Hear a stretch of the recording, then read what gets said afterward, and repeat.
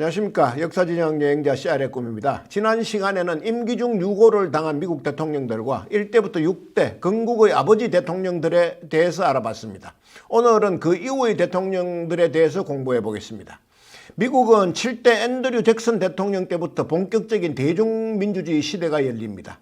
그 이전에는 대통령 선거를 비롯한 각종 투표권이 부유한 백인 남성과 상공업계 엘리트들에게만 주어졌습니다.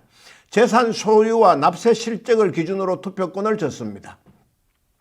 6대 대통령 선거에서 앤드류 잭슨은 존 퀸시 아담스에게 졌습니다. 전체 득표에서는 이겼지만 후보의 난립으로 인해서 선거인단 과반수 득표를 얻지 못했고 결정권은 하원으로 넘겨졌습니다.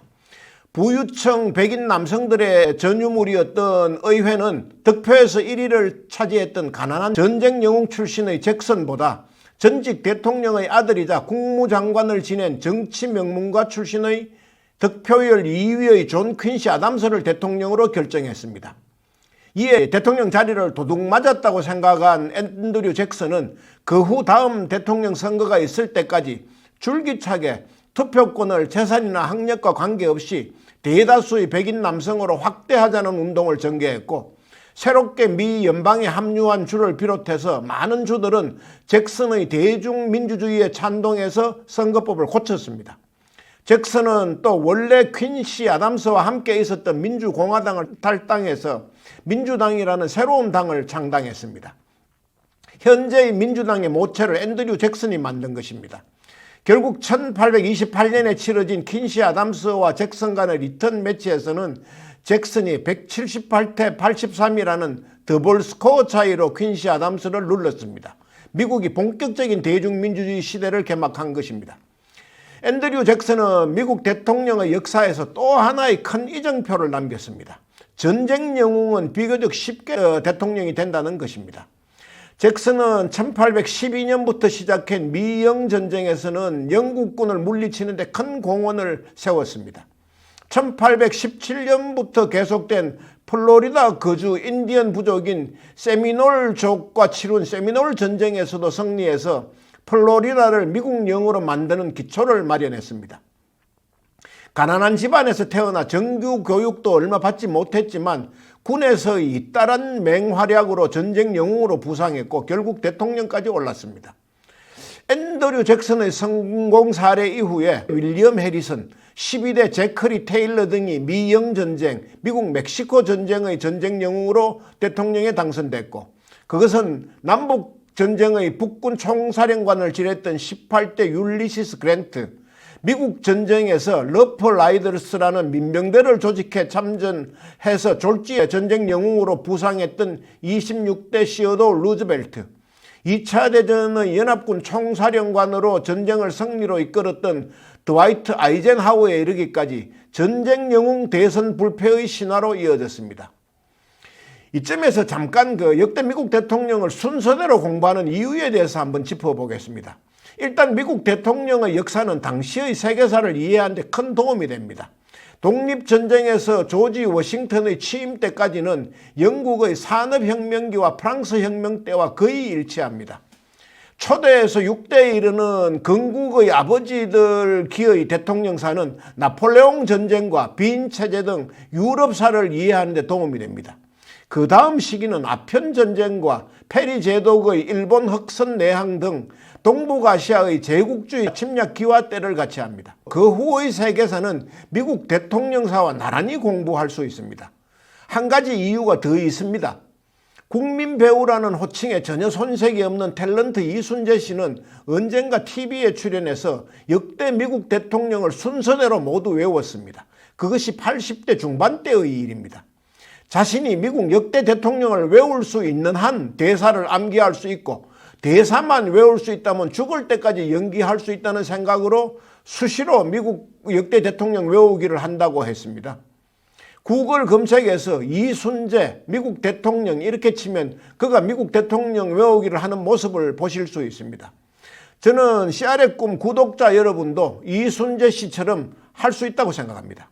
맥락 없이 외우려면 힘들지만 제가 가이드라인을 제시한 대로 중간중간에 특징 있는 대통령들을 포인트 삼아서 빈칸을 채워나가는 식으로 외우는 것을 몇 차례만 반복하면 누구나 가능하다고 생각합니다. 그 와중에 미국사와 근대 세계사의 틀이 잡히는 것입니다. 제가 제시하는 중간 포인트는 초대 조지 워싱턴 대통령과 7대 앤드류 잭슨, 11대 제임스 포크, 16대 아브라함 링컨, 21대 체스터 아스, 26대 시어도 루즈벨트, 32대 프랭클린 루즈벨트, 40대 로널드 레이건입니다. 다시 역대 대통령으로 돌아가겠습니다. 8대는 마틴 벤 뷰렌입니다. 이 사람은 두 가지 확실한 특징이 있습니다. 아버지가 동네에서 선술집을 했고 본인은 학교를 거의 다니지 못했습니다. 완전한 흙수저였다는 뜻입니다. 비슷한 처지였던 앤드류 잭슨 대통령을 롤모델로 했습니다. 모든 점에서 그를 흉내냈습니다. 마침내 대통령이 됐습니다. 또 하나의 특징은 미국이 독립을 선포한 후 태어난 첫 대통령이라는 것입니다. 태생적 미국 시민으로서 미국 대통령이 됐다는 뜻이고 미국의 역사가 조금씩 깊어지기 시작했다는 뜻입니다. 9대 윌리엄 해리슨과 10대 존 타일러 이야기는 앞에서 여러 차례 했던 만큼 생략하겠습니다. 11대 제임스 포크 대통령은 좀 자세히 언급할 수밖에 없습니다. 제임스 포크는 한국식으로 치면 강개토 대왕입니다. 이 중에 미국 영토를 가장 넓힌 대통령입니다. 일단 텍사스를 자신의 임기 중에 합병했습니다. 1845년에 미국의 28번째 주로 받아들였습니다. 1846년에는 오레곤 조약을 통해서 지금의 오레곤과 워싱턴주를 영국으로부터 받아냈습니다. 그 다음에는 멕시코와의 전쟁을 통해 그때 당시의 캘리포니아를 미국에 귀속시켰습니다. 그때의 캘리포니아는 현재의 캘리포니아와는 많이 다릅니다. 캘리포니아 주 자체는 물론이고 네바다와 유타, 뉴멕시코, 애리조나의 전부와 와이오밍과 콜로라도의 일부가 포함된 아주 광활한 지역입니다.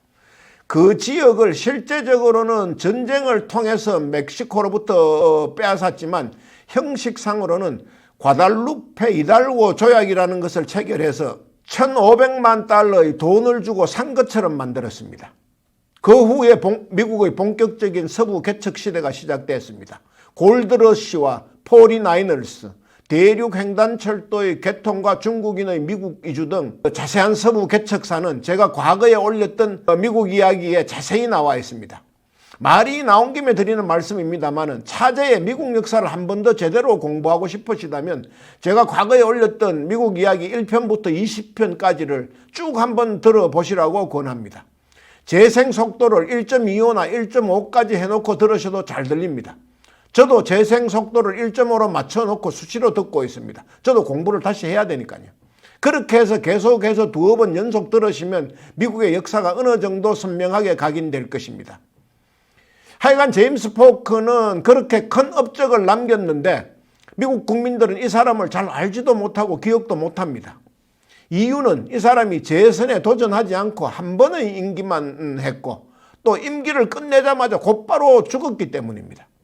그가 재선에 도전하지 않은 것은 처음 대통령에 나설 때부터 4년 단임만을 약속했고 재임 중에 텍사스 합병이나 멕시코와의 전쟁 이런 것이 비도덕적이라고 정치적 반대파들에게 무한 공격을 받았던 것이 가장 큰 원인으로 풀이됩니다. 그로 인해 건강이 악화될 정도였습니다. 그는 퇴임 후에 4개월도 지나지 않아서 54세의 젊은 나이에 사망했습니다. 그 바람에 자신의 업적을 홍보하거나 자신이 일으켰던 전쟁에 대해서 변명할 기회까지 잃어버렸고 결국 업적에 비해 가장 덜 알려진 대통령이 되고 말았습니다. 12대 대통령부터 15대 대통령까지는 미국 대통령 업적 평가에서 늘 가장 하위를 차지하는 사람들이 4명 연거푸 붙어 있습니다. 12대 제커리 테일러, 13대 밀러드 필모어, 14대 프랭클린 피어스, 15대 제임스 부캐넌입니다. 이들이 집권한 때는 미국의 분열의 시기입니다. 노예제를 필두로 한 여러 가지 문제로 남부와 북부가 아주 첨예하게 부딪혔습니다. 당시 북부와 남부를 가르는 기준은 펜실베니아 주였습니다. 펜실베니아 북쪽을 북부라고 하고 아래쪽을 남부라고 했습니다. 북부는 주요 산업이 상업과 공업이었습니다. 남부는 목화와 담배 등을 재배하는 농업이 중심이었습니다. 북부는 노예제는 폐지되어야 한다, 문명국의 창피다라고 했습니다. 남부는 그 문제에 대해서 일체 아예 말을 하지 않았습니다. 자기들은 노예가 없이는 농사를 지을 수 없었기 때문입니다. 북부는 노동력이 굉장히 절실하게 필요했습니다. 그때만 해도 미국의 인구가 얼마 되지 않았습니다. 근데 계속 공장은 지어지고 산업 생산은 늘어나고 하니까 흑인 노예들이 해방돼서 북쪽으로 오면 북부는 값싼 노동력을 쉽게 얻을 수 있는 그런 입장이었습니다. 그래서 자꾸 노예 해방을 이야기했습니다. 또 관세 문제도 걸림돌이었습니다.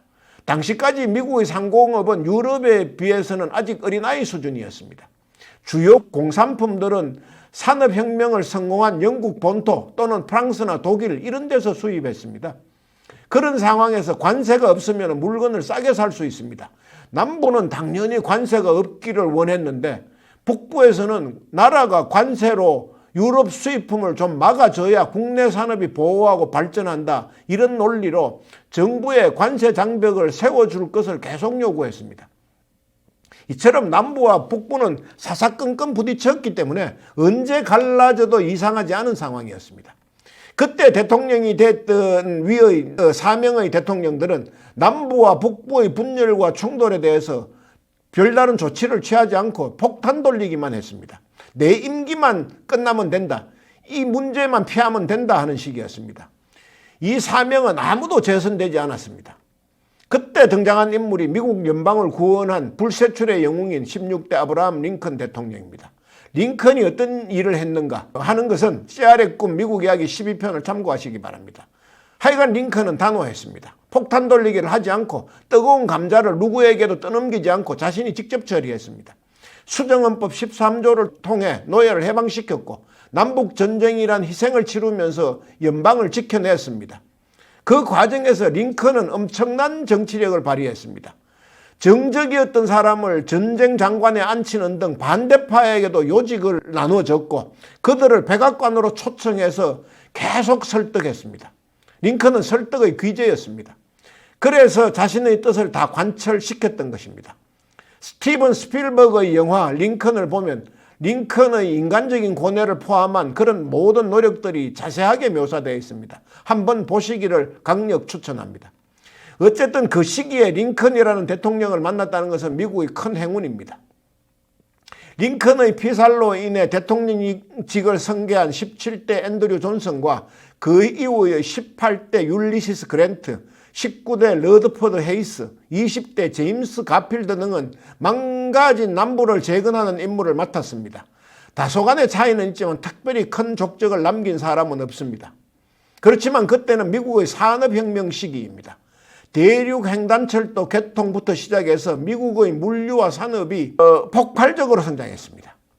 미국의 산업이 완전히 꼽힌 것은 21대 체스터 아스부터 시작해서 30대 켈빈 쿨리지까지 무려 10명의 대통령을 거치는 동안이었습니다. 기간으로 치면 1880년에서 광란의 20년대가 끝나는 1929년까지 그 50년간은 그야말로 거침없는 성장기였습니다. 금융왕 JP 모건, 철도왕 밴드빌트, 철강왕 카네기, 석유왕 존 D 록펠러, 전기왕 에디슨, 자동차왕 포드 등이 주로 이때 활약했습니다. 그 밖에도 왕들은 많았습니다. 담배왕도 있고 화학왕도 있었습니다. 21대부터 30대까지의 대통령이 누구인지는 미국 역대 대통령 1, 2편에서 그들의 개인사 위주로 말씀드린 바 있습니다. 한번 돌려보시기 바랍니다. 그 가운데 꼭 한 명 다시 언급할 인물은 26대 시어도어 루즈벨트입니다. 루즈벨트는 같은 날 자신이 가장 사랑했던 두 여인인 어머니와 아내가 각각 다른 병으로 사망하는 기이하고 참담한 경험을 했습니다. 어쨌든 그 고통을 견뎌낸 루즈벨트는 31살의 나이에 해군성 차관보로 재직 중이었습니다. 그때 미국 스페인 전쟁이 일어났습니다. 하버드 대학 출신으로 젊은 나이에 출세 가도를 달리던 루즈벨트는 돌연 해군성 차관보라는 자리를 사임하고 미국 스페인 전쟁에 뛰어들었습니다. 러프라이더스라는 민병대를 조직해서 전투에 직접 참전했습니다. 사실 미국 스페인 전쟁은 어린애 발 비틀기 전쟁이었습니다.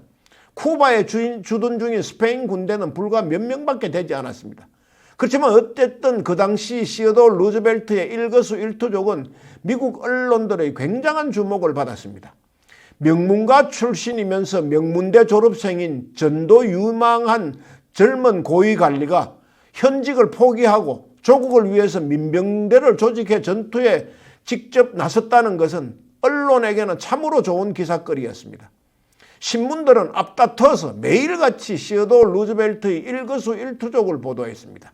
그 바람에 루즈벨트는 전국구 정치 스타가 됐고 미국 스페인 전쟁에서 돌아오자마자 곧바로 고향인 뉴욕주의 주지사가 됐습니다. 또 뉴욕 주지사를 하고 있을 때에 재선 캠페인에 나섰던 25대 윌리엄 맥킨리 대통령이 그를 부통령 후보로 지명했고 맥킨리의 당선으로 그는 42살에 미국 부통령이 됐습니다. 그런데 부통령이 된 지 6개월 만에 맥킨리가 무정부주의자인 레온 촐고츠에게 피살됐습니다. 졸지에 루즈벨트는 대통령까지 됐습니다. 그렇게 해서 지금까지 깨어지지 않는 기록인 42살 최연소 대통령이 탄생한 것입니다. 그 러프라이더를 만든 것에서 증명되듯이 시어도어 루즈벨트도 강한 미국 제국주의를 선호하는 사람이었습니다. 백색 함대라는 지금으로 치면 항모 전당 같은 걸 만들어서 전 세계를 한 바퀴 돌았습니다. 미국의 힘이 이 정도다. 20세기는 미국의 시대가 될 것이다 하는 것을 대내외에 천명했습니다. 쇼업이었습니다. 그의 임기 중에 또 하나 빛나는 업적은 산업안등들의 전성시대를 맞아 한 사람이 한 분야의 산업을 독점하고 그 이익을 혼자서 독식하는 극도로 발달한 천민자본주의의 폐해를 불식시켰다는 것입니다. 산업왕들은 엄청난 자본의 힘으로 미국 정치를 쥐락펴락했고 법을 자신들에게 유리하도록 뜯어 고쳤습니다. 이것을 막은 사람이 시어도어 루즈벨트입니다. 소위 시어먼 법으로 불리는 독점금지법, 안티트러스트 로를 통과시키고 아주 강하게 시행했습니다. 담합, 카르텔을 통한 대기업의 시장 독점을 성공적으로 막아냈습니다. 하여간 그런 업적 등으로 루즈벨트는 미국인들에게 가장 사랑받는 대통령 가운데 한 명이 됐고 마운틴 러시모어의 얼굴이 새겨진 것입니다. 그런데 그는 우리 한민족과는 악연이 있습니다. 1905년 러일 전쟁이 일어났을 때 루즈벨트는 일본과 러시아 대표를 미국의 포츠머스라는 곳으로 불러서 종전협정을 주선했고 성공시켰습니다. 그것을 포츠머스 조약이라고 합니다. 루즈벨트는 그 공로로 노벨 평화상까지 받았습니다. 그런데 루즈벨트는 포츠머스 조약 이전에 일본과 미리 별도의 밀약을 맺었습니다. 미국 국무장관인 윌리엄 태프트와 일본 외무상인 카스라 다로를 비밀리에 만나게 해서 일본이 조선에 대해서 외교적 우위를 행사하는 걸 미국이 관여하지 않겠다. 대신에 일본은 미국이 필리핀을 점령하는 것에 대해서도 간섭하지 않는다. 이런 내용의 밀약을 맺게 한 것입니다. 쉽게 말하면 일본이 조선을, 미국이 필리핀을 먹는 것을 서로 간에 눈 감아주자 이런 밀약을 맺은 것입니다. 그것이 소위 카스라 태프트 밀약입니다. 그때부터 일본은 대놓고 한반도를 점령하기 시작했습니다. 일본이 조선의 외교권을 박탈하고 조선에 일본의 통치기관인 통감부를 세운다는 내용의 을사늑약이 체결된 것이 바로 그때입니다. 올해가 을사년입니다. 올해로부터 정확히 120년 전인 1905년 을사년은 카스라 태프트 밀약과 포츠머스 조약에 이어 을사늑약까지 연쇄적으로 맺어진 해입니다. 21대에서 30대 대통령 가운데 한 명만 더 언급하겠습니다. 28대 우드로 윌슨 대통령입니다. 이 사람이 제창한 민족 자결주의에 힘입어 우리는 3.1운동까지 일으켰습니다. 3.1운동을 하면 미국이 좀 도와줄 줄 알았습니다. 그런데 이 사람이 이야기했던 민족 자결주의는 1차 대전 패전국, 그러니까 독일과 오스트리아 헝가리 제국, 오스만 제국이 식민지로 가지고 있던 나라들만을 대상으로 한 것입니다. 그 식민지 국가들은 자신들의 미래를 자기들이 결정한다, 그런 것이었습니다. 일본은 미국과 함께 연합국책에 섰기 때문에 조선의 독립과는 전혀 관계없었습니다. 우리가 괜히 헛물을 켰던 것입니다. 그 31대 허버트 후보가 대통령을 맡았을 때 미국은 대공황이 닥쳤습니다. 사실 후보는 엔지니어 출신으로 기업 경영을 했던 사람인데 개인 이력은 참 괜찮았습니다. 그런데 대통령이 되자마자 대공황이 몰아닥쳤습니다. 그것은 개인의 역량으로 막기에는 너무 어려웠습니다. 이 사람도 나름대로 노력하긴 했습니다. 후보댐 착공이 대표적인 예입니다. 사회 간접 자본, 즉 인프라스트럭처를 늘리는 데 사람을 투입해서라도 일자리를 늘려야 되겠다, 그런 뜻이었습니다. 그렇지만 전체적인 기조가 시장 방임이었습니다. 시장이 모든 것을 결정할 뿐이고 국가가 할 일은 별로 없다, 이런 기조였습니다. 그 와중에 대공황은 점점 깊어지고 점점 수렁에 빠졌습니다. 그러니까 대공황 책임의 상당 부분을 감수할 수밖에 없습니다. 그때 등판한 구원투수가 바로 31대 대통령 프랭클린 루즈벨트입니다. 루즈벨트가 어떤 정도의 인물이었던가 하는 것은 그가 갑작스럽게 사망한 후에 당시 영국 수상 처칠이 했던 말에서 알 수 있습니다. 미국과 세계는 이 사람에게 큰 빚을 졌다. 이 사람이 얼마나 대단한 일을 했는지는 날이 갈수록 더 절감하게 될 것이다, 이런 말을 했습니다. 이 내용 역시 CR의 꿈의 미국 이야기 15편과 16편에 자세히 나와 있습니다. 프랭클린 루즈벨트를 선계한 33대 해리 트루만 대통령과 34대 드와이트 아이젠하워 대통령도 2차 대전의 위기를 잘 수습하고 미국이 지구상의 유일무이한 슈퍼 초강대국이 되는데 큰 기여를 한 사람입니다. 트루먼은 2차 대전 이후 시작된 냉전시대 때 트루만 독트린을 통해서 공산주의의 확장을 저지했고 마셜 플랜을 통해서 유럽의 경제를 재건시켰습니다. 연합군 총사령관을 맡아서 2차 대전을 승리로 이끌었던 아이젠하워는 그의 임기 중에 한국전쟁도 휴전시켰습니다. 35대 존 F 케네디는 43살에 대통령이 됐는데 61년에 취임해서 63년에 암살당하는 바람에 2년밖에 대통령을 하지 못했기 때문에 업적을 이야기할 것은 별로 없습니다. 다만 소련이 미국의 코미티에 있는 쿠바에 미사일 기지를 건설한다는 것을 알게 됐을 때 3차 대전을 각오하고 미사일을 싣고 오는 소련 배를 해상에서 봉쇄했습니다. 정말 일촉즉발이었습니다. 결국 케네디에 대한 미국 국민들의 전폭적인 지지와 케네디의 배포, 이런 걸로 인해서 소련이 발을 뺐습니다. 당시 소련 서기장이던 후르쇼프는 뱃머리를 다시 돌리라고 지시했습니다. 케네디는 쿠바 미사일 사태를 해결했고 그것은 미국 국민들에게 깊은 인상을 남겼습니다. 36대 린던 B 존슨부터 46대 도널드 트럼프까지는 동영상의 분량 때문에 3명에 대해서만 가볍게 말씀드리겠습니다. 우선 최근에 만 100세의 나이로 사망한 39대 대통령 지미 카터입니다. 카터는 대통령 당시에는 인기가 별로였는데 퇴임한 이후에 오히려 최고의 주가를 올린 사람입니다. 보통의 대통령들은 퇴임 이후에 고액의 돈을 받고 강연을 다닌다든지 항상 빈다는 자리에만 얼굴을 내미는 경우가 많았습니다. 그런데 카터는 가난한 사람들을 위해서 집 짓는 일들을 하는 등 빈민 구제에 온 힘을 쏟았습니다. 한두 번 화보 촬영용으로 하는 게 아니고 그것이 거의 일상이다시피 했습니다. 그리고 나라와 세계가 필요로 할 때는 평화의 사절이나 대통령 특사로 세계를 누볐습니다. 결국 노벨 평화상도 대통령 퇴임 이후에 받았습니다. 40대 대통령 로널드 레이건은 레이거노믹스라는 경제정책으로 유명합니다. 정부가 최대한 시장에 개입하지 않는 것, 소위 신자유주의 경제정책이라고 합니다. 또 냉전 시대의 파트너였던 러시아의 고르바초프를 압박하고 회유해서 소련의 개혁과 개방, 글라스노스트와 페레스트로이카를 이끈 것도 그의 업적입니다. 하여간 잘생긴 외모와 여유 있는 유머 등으로 미국인들의 사랑을 많이 받았고 지금도 미국인에게는 보수주의의 아버지라는 평가를 받고 있습니다. 부시 부자와 클린턴 대통령에 대해서도 할 말이 많습니다만은 생략하고 마지막으로 버락 오바마라는 특별한 대통령에 대해서 말씀드리겠습니다. 설마 했지만 미국에서 흑인이 대통령이 될지는 아무도 몰랐습니다. 그런데 마법사 같은 사람이 나타났습니다. 후리후리한 큰 키에 부침성 있는 말투를 가졌고 어머니가 백인계여서 흑인이라는 느낌이 훨씬 덜한 사람이었습니다. 하버드 법대에 재학할 때는 흑인 최초로 법대신문 편집장을 할 만큼 지성과 글솜씨도 탁월했습니다. 그래도 최고의 장점은 연설이었습니다. 그는 연설 천재였습니다. 마이크를 잡으면 그야말로 단숨에 자중을 휘어잡았습니다. 우렁우렁 울리는 목소리도 좋았습니다. 또 어떨 때는 연설을 하다 중간에 노래를 부르기도 했습니다. 연단에 서서 노래로 연설을 시작할 때도 있었습니다.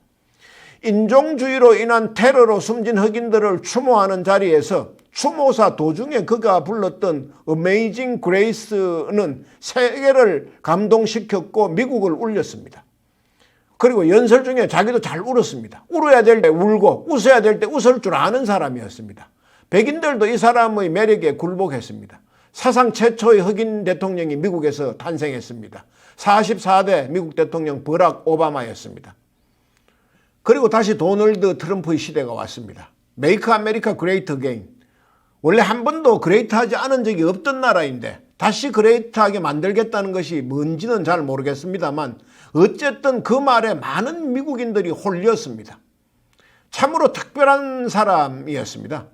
자기한테 불리한 것은 모든 걸 가짜뉴스라고 해버리고 자기한테 유리한 것은 끊임없이 트위터 등으로 확대 재생산했습니다.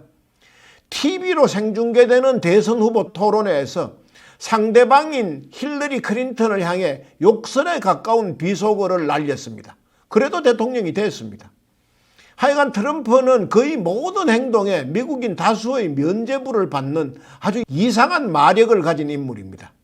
이제 다시 그의 시대가 돌아왔습니다. 앞으로 세계는 또 지구는 어떤 일이 벌어질지 조마조마하면서도 잠옷 궁금합니다. 역대 대통령으로 살펴본 미국의 역사, 이번에는 여기까지 하겠습니다. 감사합니다.